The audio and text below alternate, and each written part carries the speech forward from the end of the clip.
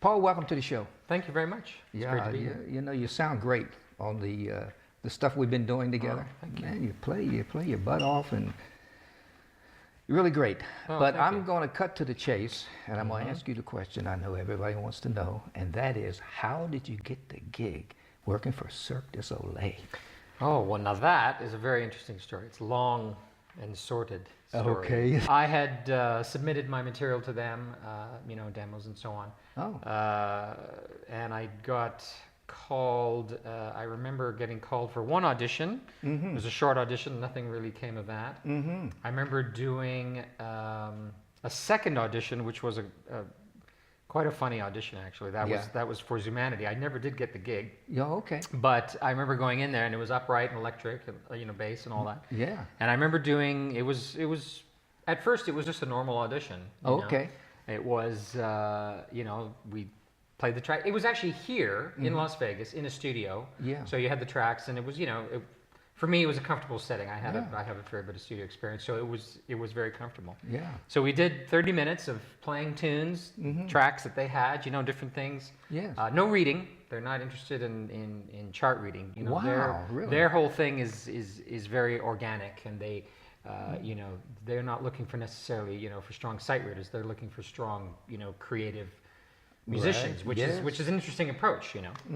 But Especially for a stage show. oh yeah, Now, yeah. in a studio playing on popular records or whatever, I can understand that. That's a But for different thing, yeah. Yeah. And I'll get into that in a Yeah. little bit. But the audition process, so about 30 minutes, you know, we did all that. I had my upright, my electric, and fretless and fretted and whatever, and doing all the different tracks. And they said, "Great." I said, "Thanks." And they said, "Okay, now put the bass down."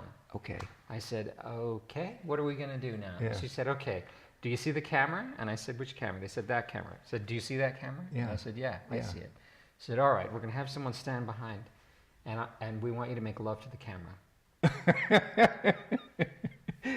So what does that Yeah, mean exactly? yeah, They yeah, said, "We right. want you to look into the camera, deep into the camera, Yeah. and we want you to make love to the camera, and then pick up your instrument, and through your instrument, Yes. make love to the camera." Wow. Interesting. So I said, well, all right. So I played a couple, you know, I looked in the camera, played a couple riffs, looked, you know, I'm not an actor, so I did my best. It was slightly embarrassing to say the least, but that's what they wanted, so I did it. And I said, "Yeah, could you have a girl instead stand behind the kinda camera, help out at a little least bit." just so I can have some point of reference?" They yeah, said, "Sure." yeah. So one of the Oh, wow. directors came in, and Too she much. sat behind there, and so we did that. Yeah. And I said, "Is that it?" She says, "No. Can you sing something?" Oh, wow. I said, well, I'm not a singer, but Right. all right. So I thought of some kind of Sinatra tune, I think, and I sang something a cappella, just myself. And I never did get the gig. So I was like, all that effort, you know, and I didn't get the gig. You know, it was crazy. That's so funny, man. So then, like 6 months later, again, I'll just make this short if I can. But 6 months later, I got a call from the casting department. I was still in LA, and they said, you know, we have a band leader role opening up at Mystere. Okay. And I said, well, that sounds interesting. I don't really have a lot of Cirque band, you know, leader experience there. Right. But I said, well, I could maybe possibly do it. And that was over a weekend, and I was very excited. And then they called me the weekday, and they said, no, it's not happening. That's completely off. Okay. So I was like, oh, what a drag. You know? Yeah. And then I ended up getting the gig at Le Rêve, which is not a Cirque show. Right. And that was at the beginning of that show during what they call the creation period. Similar to Cirque in its concept and its approach, but it's not a Cirque du Soleil show. Right. So I was bass player on that gig. Yes. For 4 years, and then I got a call to look at Zumanity again. Yeah. For band leader. Didn't do that. A couple months later, the O position came up for the bass player band leader position, which happens to be a bass player band leader position, or at least it was. Yes. And I got that.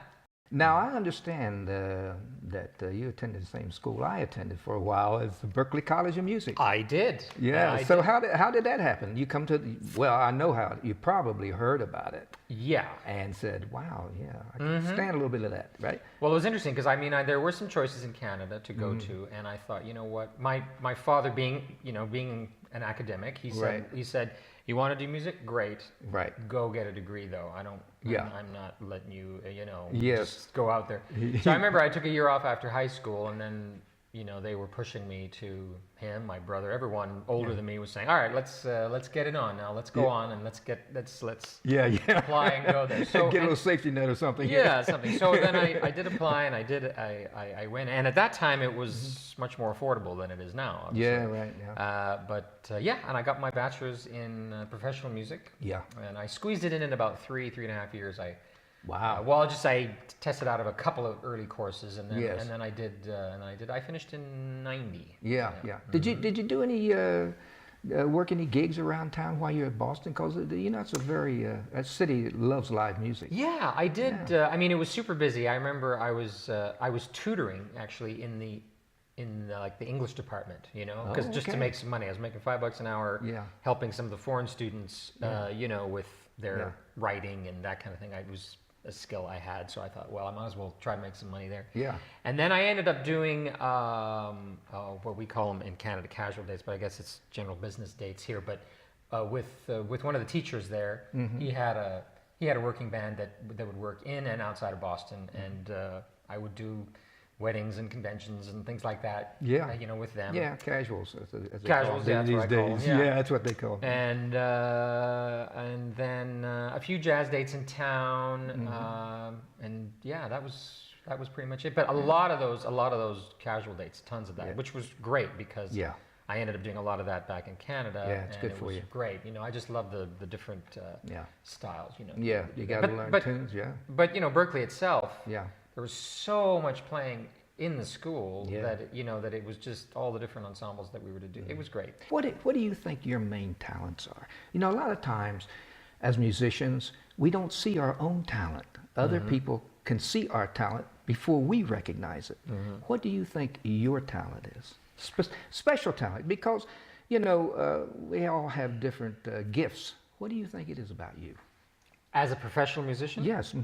I think, to be blunt and not to be too, egotistical, but I think it is my professionalism. I think that's what, for me, I mean, not even talking about my artistic thing, I think, when you look at musicians, I think, we're all, I remember taking lessons years ago in New York from John Patitucci, a well-known jazz bass player. Absolutely. And I remember him saying, it's just a line, and we're all on different points of the line. Yes. And we all have a place on that line. You know what I mean? Like there's guys down here, there's guys here, there's guys here, and everybody's doing their thing. Yes. You know what I mean?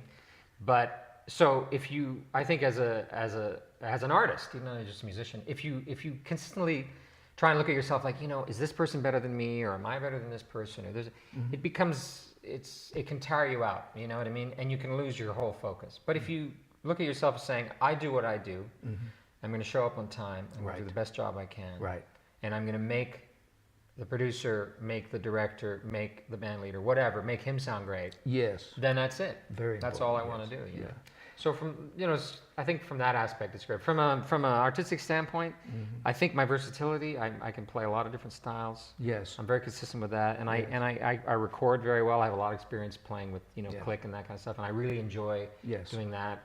I'm a strong improviser. I love doing that kind of stuff. So I think I have a wide. Yes. I think my versatility, I think, is. I think that's important. it. Yeah, very important. Which is interesting because a lot of guys. I remember when I was teaching college and I was doing the bass program thing. There was this whole discussion of feature versus function. Like, are you a featured artist? Do you want to be, a singer-songwriter guy? Do you want to be the front man? Is that what you want to do, or do you want to be a functional player? It's totally different things. Right. And my whole path was always, I want to be a functional player. I wanted to be a guy that supportive role. Right, that can go to this gig, that gig, this gig, this gig, whether it's country, punk, rock, funk, Yeah. jazz, Yeah. whatever. And Well, I'm able to I do it. think you succeeded. Oh, well.